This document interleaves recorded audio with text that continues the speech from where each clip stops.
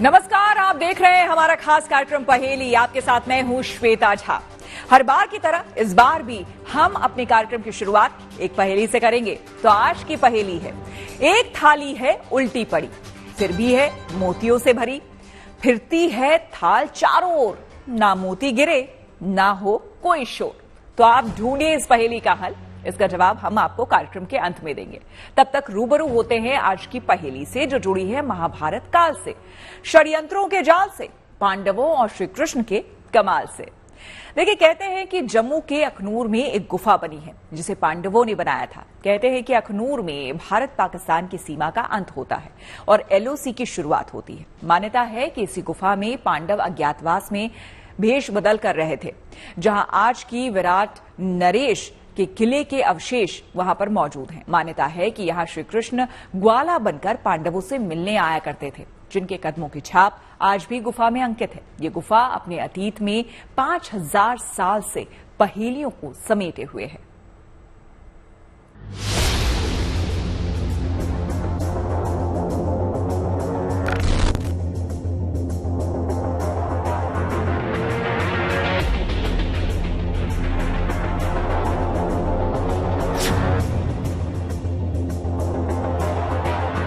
आखिर इस स्थान पर अर्जुन अपने गांडीव की ताकत क्यों भूल गए?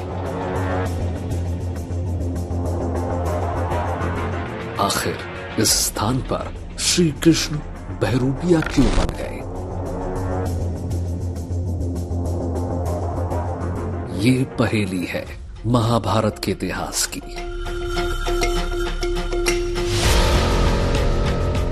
पांडवों के अज्ञातवास की। और ये पहेली है एक गुफा में छिपकर बिताए एक साल की, जहां पांचों पांडव भेष बदल कर रहते थे। कहते हैं कि चिनाब नदी के तट पर बनी ये वही गुफा है जहां पांडवों ने 12 साल वनवास भोगने के बाद अपना आखिरी साल अज्ञातवास के रूप में बिताया था। कहते हैं कि ये वो समय था जब पांचों भाई 12 साल का अपना वनवास पूरा कर चुके थे और 1 साल के अज्ञातवास में उन्हें छिप कर रहना था, जहां उन्हें कोई भी पहचान नहीं सके। आखिर विवशता से भरे उस कालखंड में पांचों पांडवों को अपना भेष बदलना पड़ा, छद्म रूप धारण करना पड़ा, अपनी पहचान को गुप्त रखना पड़ा। महाभारत में क्या है कि 12 वर्ष का वनवास, उसकी समाप्ति पर 1 वर्ष का अज्ञातवास। उस अज्ञातवास की ये शर्त थी कि अगर उसमें आप एक्सपोज हो गए तो फिर से आपको 1 वर्ष का अज्ञातवास करना होगा। हम भी महाभारत की इस मार्मिक कथा से वाकिफ थे, जहां हस्तिनापुर के राज दरबार में हुए एक अन्याय ने 5 राजकुमारों को वन वन भटकने पर विवश कर दिया।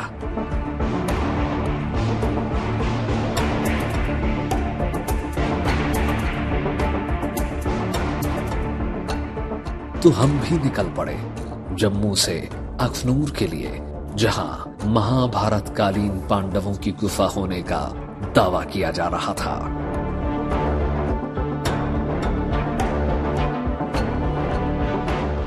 हम जानते थे कि भारत में ऐसे अनेकों स्थान हैं जहां से महाभारत काल की निशानियां जुड़ती हैं, साक्ष्य और प्रमाण हमें मिलते हैं। चाहे वो पांडवों की राजधानी रहा हस्तिनापुर हो या फिर पांडवों का बसाया इंद्रप्रस्थ, जिसे आज दुनिया दिल्ली के नाम से जानती है। तो क्या वाकई ये वही गुफा रही होगी जहां पर पांडवों ने अपना अज्ञातवास बिताया था? और क्या वाकई जम्मू के इसी स्थान पर यक्ष ने युधिष्ठिर की परीक्षा ली होगी? और धर्मराज की सूझबूझ से प्रसन्न होकर यक्ष ने अर्जुन, भीम, नकुल और सहदेव के प्राण लौटाए थे। जो वनवास के अंतिम दिन थे, ऐसी मान्यता है कि पांडव पांचों भाई और द्रौपदी और जो भी ये थे, ये लोग यहाँ थे इस इलाके में, जिसे हम आज जख बोलते हैं। और यहाँ उनका सामना हुआ उस कुंड के साथ। इसमें हमारे पास कथा है कि एक एक करके सारे अचेत हो गए, जिसने पानी पिया। युधिष्ठिर ने जो आया था, युधिष्ठिर से भी यक्ष ने पूछा, जैसे विस्मय क्या है, सबको पता है मरना है, लेकिन कोई मरना ही नहीं चाहता है। इस तरह के जब सवाल किए तो वो प्रसन्न हो गया यक्ष ने कहा अब पी सकते हो। तो पानी पीने की अनुमति मिली और ये लोग इनको फिर जीवित हो गए।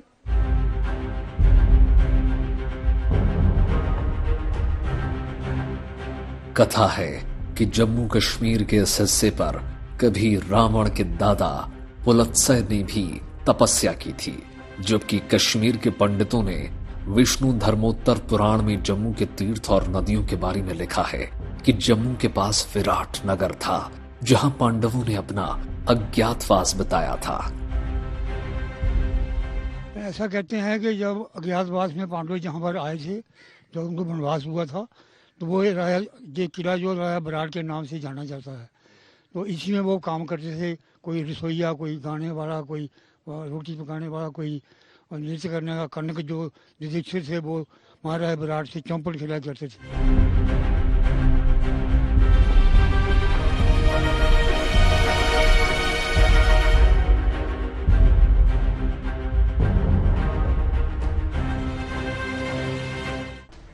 महाभारत की कथा कहती है कि अज्ञातवास के दौरान पांचों पांडवों ने न सिर्फ वेश बदला था, बल्कि अपना नाम भी बदल लिया था। युधिष्ठिर का नाम कंक था, जो चौसर के खेल से विराटवासियों का मनोरंजन करते थे। भीम बल्लभ नामक रसोइये बन गए थे, जबकि अर्जुन बृहन्नला बनकर नृत्य संगीत की शिक्षा देने लगे। नकुल ग्रंथिक नाम धरकर अस्तबल संभालने लगे, जबकि सहदेव तंतीपाल बनकर गौशाला में गौ माता की सेवा करने लगे।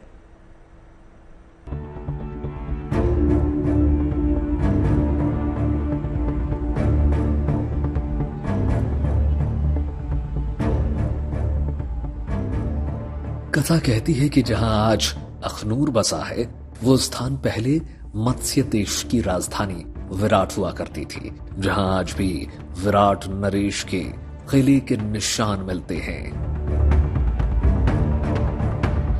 मेरी बाईं ओर आप जिस नदी को देख रहे हैं, ये दरअसल चिनाब नदी है और आज के युग में हम इसे चिनाब नदी के नाम से ही जानते हैं। लेकिन इस नदी का प्राचीन नाम चंद्रभागा है और अस्किनी भी है। और यहाँ की इस क्षेत्र की लोक कथाओं के अनुसार पांडवों का जब अज्ञातवास हुआ था, तो उस 1 वर्ष के अज्ञातवास में वो इसी क्षेत्र में ठहरे थे। यानी कि जो चिनाब नदी है, चंद्रभागा नदी है, इसके तट पर अखनूर शहर स्थित है। और इसी अखनूर शहर को तब के समय में, यानी कि महाभारत के कालखंड में, विराट नगरी के नाम से जाना जाता था। आप चंद्रभागा के किनारे अखनूर पे जाइए, जियापोता घाट के पास, वहां आपको आज भी मिलेगा एक छोटी सी गुफा के है प्राचीन। तो वहां कहते हैं कि भगवान कृष्ण आए थे इनको देखने के लिए, बेस बदलकर। वो भी विराट के यहाँ रहते रहते इनके बारे में कहते हैं कि एक पूरा अज्ञातवास ने पूरा किया। भगवान कृष्ण आया करते थे।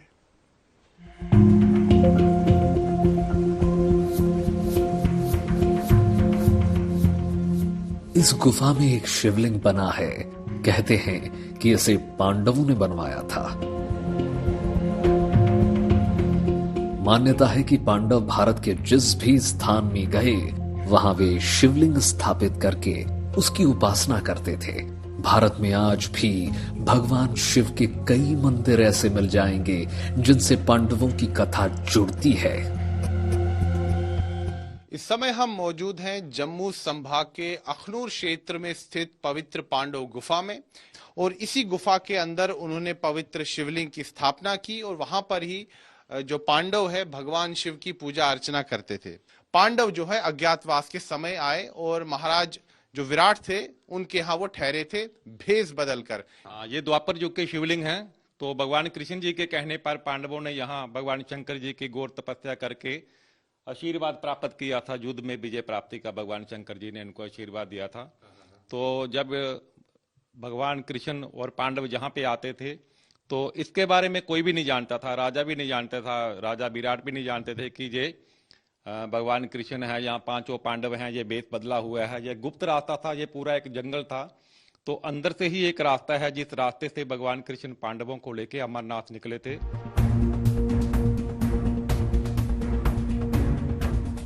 कहते हैं कि इसी गुफा से होकर पांडव बूढ़ा अमरनाथ के लिए निकल गए थे, लेकिन अपना अज्ञातवास भंग नहीं होने दिया। आप देख सकते हैं कि गुफा में न सिर्फ पांचों पांडवों का मूर्ति स्वरूप में विग्रह बना है, बल्कि एक बजरंग बली की प्रतिमा भी बनी है। मान्यता है कि हनुमान जी की इस मूर्ति की स्थापना स्वयं महाबली भीम ने की थी। यहाँ पर कहा जाता है कि जो भीम है, जो कि रसोइये का कार्य कर रहे थे महाराज विराट के दरबार में, वहां पर उनके महल में, वो बजरंग बली यानी कि वीर हनुमान की पूजा अर्चना यहाँ पर करते थे। और ये जो यहाँ पर मूर्ति स्थापित है इस गुफा में, कहा जाता है ये भी महाभारत कालखंड से है, यानी कि महाभारत कालखंड से ही यहाँ पर हनुमान जी की ये प्रतिमा है, ये मूर्ति है। और यहीं पर कहा जाता है कि भीम इनकी आराधना करते थे।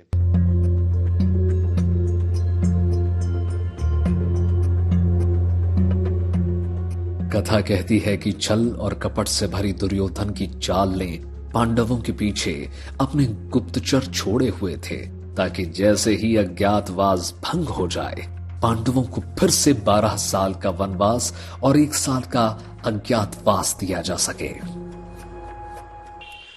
पांडवों के लिए अज्ञातवास की सबसे प्रमुख शर्त यही थी कि वो किसी भी तरीके से अपनी पहचान उजागर नहीं कर सकते और कहाँ पे वो रह रहे हैं किसी को पता नहीं चलना चाहिए, बिल्कुल गुप्त रहना चाहिए। यदि किसी भी तरीके से उनको पता चल गया दुर्योधन को कि वो इस जगह पे रह रहे हैं, इस राज्य में रह रहे हैं, तो फिर जो है उनको वापस से 12 साल के वनवास में और 1 साल के अज्ञातवास में जाना पड़ेगा। यही सबसे प्रमुख शर्त थी।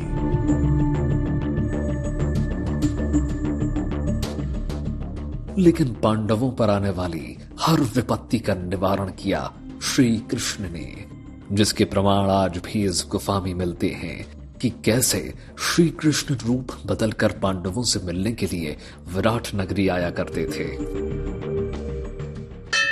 योगेश्वर भगवान श्री कृष्ण पांडवों से मिलने भी आते थे, लेकिन भगवान श्री कृष्ण भी भेष बदल कर आते थे और वो बाल्य रूप में आते थे। और उसका प्रमाण ये है, ये जो शिला है यहाँ पर, यहाँ की मान्यता है कि यहाँ पर भगवान श्री कृष्ण के पद चिन्ह है, आप देख सकते हैं। ये बाल्य रूप में यहाँ पर भगवान श्री कृष्ण कई बार पांडवों से मिलने आते थे, उनका हालचाल पूछने आते थे। तो ये भगवान कृष्ण जी के बाल रूप के पांव के निशान हैं और ये गाय के पांव के खुर लगे, ये बछड़े के पांव के खुर लगे। भगवान श्री कृष्ण के साथ आते थे। वो ग्वाले बनकर इसलिए आते थे क्योंकि कौरवों को भी पता ना चले कि मैं इनका साथ दे रहा हूँ। हम उन प्रमाणों की तलाश में निकल पड़े थे जो हजारों साल बाद आज भी सलामत हैं। हम पुंछ में कृष्णा घाटी में भी पहुंचे। कहते हैं कि इस घाटी का नाम भगवान कृष्ण के कश्मीर आने से ही पड़ा था। यहाँ आज एक मंदिर बना हुआ है जिसके अंदर कई देवी देवताओं की मूर्तियों की स्थापना की गई है। कश्मीर का इतिहास ही शुरू होता है भगवान कृष्ण के कश्मीर आने से। ये राजतरंगिणी में भी है, ये नीलबत पुराण में है, ये महावंश में है कि जो कश्मीर की उस समय महारानी थी यशोवती, उसके पति जब मारे गए तो उनका राज्यारोहण करना एक इवेंट था। उस पे स्वयं कश्मीर चले आए भगवान कृष्ण। यहाँ ज्ञातवास में पांडु भी रहे हैं। पांडु का किला है ऊपर, जैसे पत्थर की चौकियां, दरवाजे वगैरह सब कुछ पत्थर के हैं। तो कृष्णा घाटी तब इसका नाम पड़ा है कि पांडु जब आए उनके साथ कृष्ण भगवान भी साथ ही थे। ज्ञातवास शुरू हुआ तब यहाँ पर पांडु आए। ऊपर उनका किला है, बहुत बड़ा वाला किला है। हमें पुंछ की कृष्णा घाटी में देश के कोने कोने में फैले मंदिर की तरह ही पांडवों की न सिर्फ कथा सुनने को मिल रही थी, बल्कि उसके प्रमाण भी हमें मिल रहे थे। कहते हैं कि पांडवों के पराक्रम ने हजारों फीट की ऊंचाई पर एक पानी की बावली बनवाई थी। स्थानीय पुजारी बताते हैं कि इसका पानी कभी खत्म नहीं होता है। तो ये क्या है, दीवारें उठाई हैं, ऊपर से कचरा वगैरह आता था, सब पांडु की बनी हुई है, पत्थर शिला जितनी भी नजर आ रही है वो पहले सेंटर से पानी आता रहा, वहां से पानी निकलता था, पांडु निकालते, जहां ही उनका दिल आता वहां पानी वो निकाल लेते थे। उसी टाइम का ये पानी अभी चारों तरफ इस पहाड़ ही पहाड़ है, कितनी ऊंची जगह आप दाएं बाएं देखो, यहाँ की शक्ति से पानी निकाला है। कहते हैं कि धरती के इस हिस्से पर कभी शंकराचार्य भी साधना किया करते थे। पुंछ तो जाना ही जाता है महर्षि पुलत्स्य के नाम से।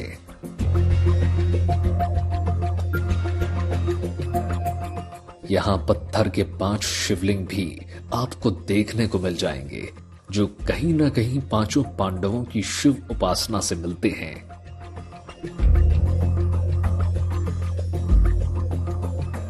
पुंछ और राजौरी में इस तरह की कई गुफाएं आपको देखने को मिल जाएंगी, जहां महाभारत कालीन निशानियां आज भी फैली हुई हैं। देश के बंटवारे ने इंसानों को ही नहीं बांटा, बल्कि विरासत को भी संस्कृति से दूर कर दिया।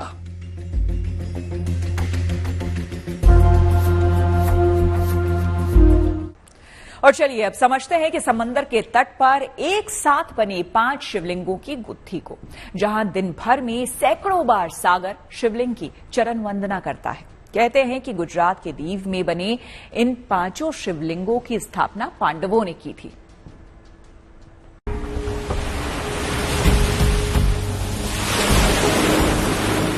आखिर सागर तट पर ये 5 शिवलिंग किसने बनाए? आखिर 5 ही शिवलिंग एक सीध में क्यों बनाए गए? 5 शिवलिंगों का आकार क्यों है अलग? जहां क्षण भर में ना जाने कितनी बार महादेव की आराधना हो जाती है। सदियों से ये क्रम चला आ रहा है। यहां न भक्त लहरों से डरते हैं और ही डिगते हैं। अद्भुत है ये दृश्य, जहां पलक झपकते ही समुद्र महादेव का जलाभिषेक करता फिरता है। कमलेश्वर धाम ये ऐसा कहा जाता है कि बहुत पुराना 5,000 से भी ज्यादा पुराना मंदिर है। ऐसा है कि जब पहले पांडवों ने स्थापना की तब समुद्र दूर थे। अभी कितनी सालों से वहाँ समुद्र खुद अभिषेक करते रहते हैं।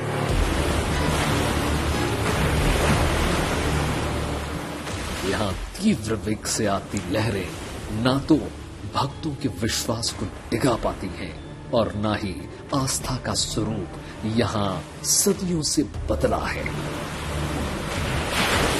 आपने कई शिवलिंग को देखा होगा, लेकिन गंगेश्वर महादेव में एक कतार में 5 शिवलिंग वाकई एक पहेली है। ये 5 पांडवों का कद के हिसाब से है। बहुत सुंदर जगह है। समुद्र आके उनको टच करके जाते हैं, वो बहुत अच्छा लग रहा है, मन को शांति मिलती है। यहाँ पे पांडव अज्ञातवास के दौरान यहाँ पे भोजन करने के पहले इनका जलाभिषेक करते थे, उसके बाद ही भोजन करते थे। और यहाँ पे आने के बाद इतना मन को तृप्त करने वाला अनुभूति हो रहा है, जैसे लग रहा है साक्षात महादेव यहाँ पे बैठे हुए हैं। क्या वाकई में 5 पांडवों ने अरब सागर के तट पर इन शिवलिंगों की स्थापना की होगी? कहते हैं महादेव की सौगंध खाने वाले पांडवों ने ही वनवास और अज्ञातवास के दौरान देश भर में कई शिवालय बनाए।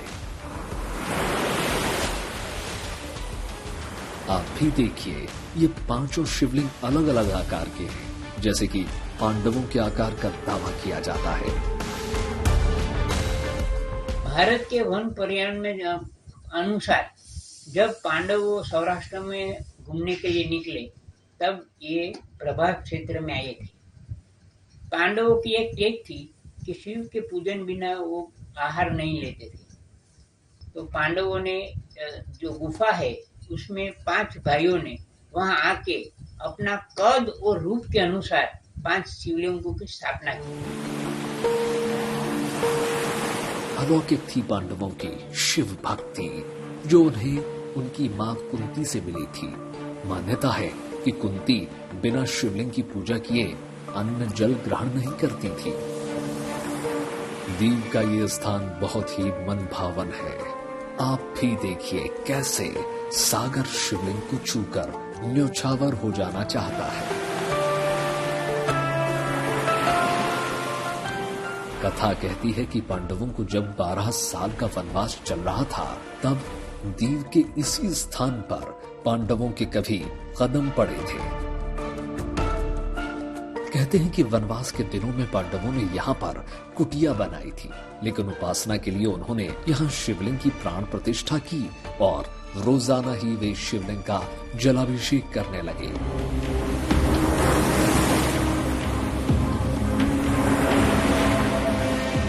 पौराणिक कथाओं में शिव ने अपनी जटाओं में मां गंगा को धारण किया है और इनका वही रूप यहां माना गया है। इसलिए इस स्थान को गंगेश्वर महादेव भी कहा जाता है। जम्मू से सुनील जी भट्ट और दीव से कौशिक कांठेजा की रिपोर्ट, गुड न्यूज टुडे।